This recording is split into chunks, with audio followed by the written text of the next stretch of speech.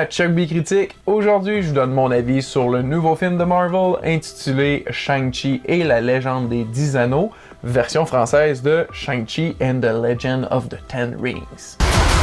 You can't outrun who you really are.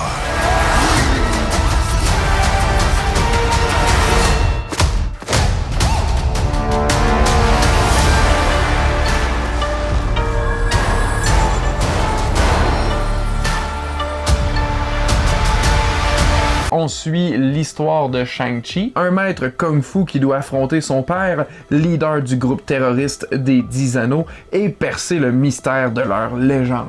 Vite comme ça, on sent déjà qu'on est dans un territoire un petit peu différent que Marvel nous a habitués d'avoir. Oui, c'est un film sur les origines d'un nouveau super-héros dans cette quatrième phase de Marvel, mais on sent réellement cette fois-ci que la formule Marvel est laissée un peu de côté afin de laisser place à une exploration un petit peu plus différente et originale des origines de ce nouveau personnage, et j'ai nommé Shang-Chi. On a à la fois un film d'arts martiaux assez bien chorégraphié et réalisé, mais aussi un film de guerre de clans avec légende fantastique. Et le tout, bien sûr, emballé par Marvel avec leur petite touche d'humour. Et donc, ça donne quand même un résultat assez équilibré et surtout vraiment rafraîchissant de ce qu'on a eu avant de Marvel. Je dis pas que c'était pas bon, mais je comprends quand même ceux qui décrivent que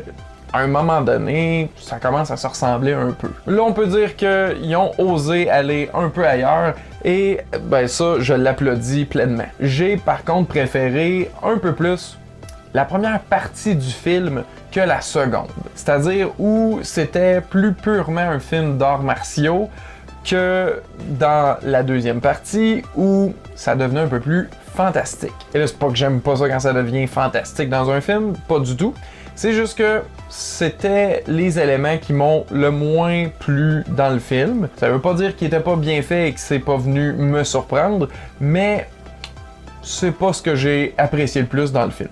Vraiment, je dois saluer l'audace d'avoir essayé quelque chose de différent, mais ça m'aurait pas vraiment déplu d'avoir un film complet d'arts martiaux pur, disons. Et je dis ça avec amour parce que la première partie du film, ben je l'ai vraiment adoré, et c'est juste que j'en aurais pris davantage de ceci. Ceci étant des combats d'arts martiaux dans des endroits clos, mais quand même avec une petite twist d'originalité. L'histoire, je l'ai trouvée correcte, mais je dois mentionner que les personnages et donc la caractérisation de ces personnages-là, ça a été vraiment très bien fait, et c'est ce que j'ai apprécié pratiquement le plus dans le film, mis à part les arts martiaux bien sûr. J'ai vraiment aimé tous les nouveaux personnages qu'ils nous ont présentés.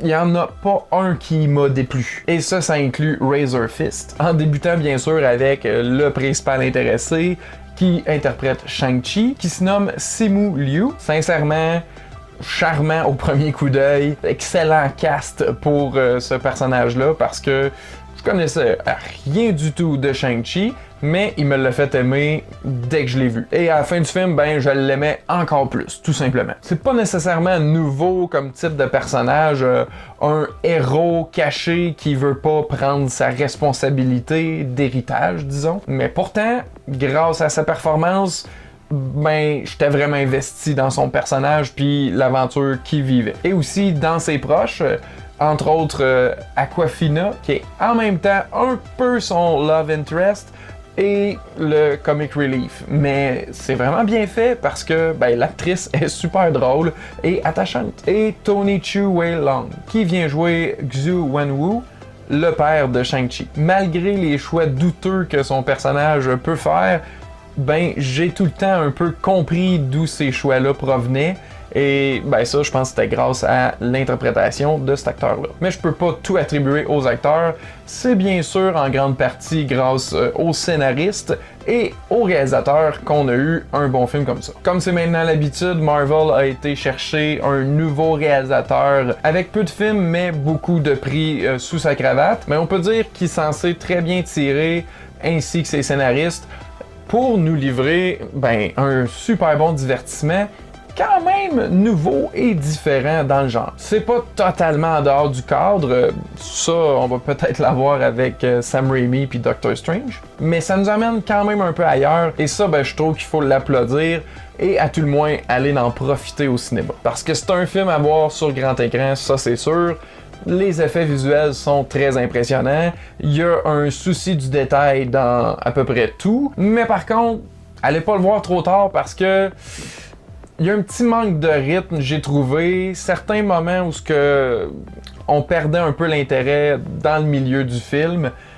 Donc, 2h15, je ne sais pas si c'était nécessaire. Ceci étant dit, j'ai quand même eu beaucoup de plaisir avec ce film-là. Je le recommande vraiment à tout le monde parce que là, on n'est plus juste dans le territoire du super-héros. On rentre vraiment dans les films de légende et arts martiaux. Et justement, j'allais presque oublier un des éléments que j'ai vraiment le plus apprécié du film. Oui, il y a Shang-Chi, la légende un peu moins, mais les 10 anneaux en question, j'ai adoré. On est vraiment ailleurs des bagues de Ben Kingsley dans Iron Man 3, disons. On a plutôt des anneaux de bras, 5 par bras, qui permettent vraiment d'avoir une puissance assez inégalée. Et leur utilisation a juste continué de m'impressionner tout au long du film. C'est juste malade pour vrai, encore une fois, quelque chose de nouveau, un peu différent, totalement apprécié. Bref, mon conseil c'est boudez pas votre plaisir et allez voir ce film-là si vous voulez passer un bon moment. Mais si vous l'avez déjà vu, j'aimerais savoir ce que vous en pensez et aussi quel est votre film de Marvel préféré. Répondez-moi ça dans les commentaires ci-dessous. Merci d'avoir écouté, à la prochaine!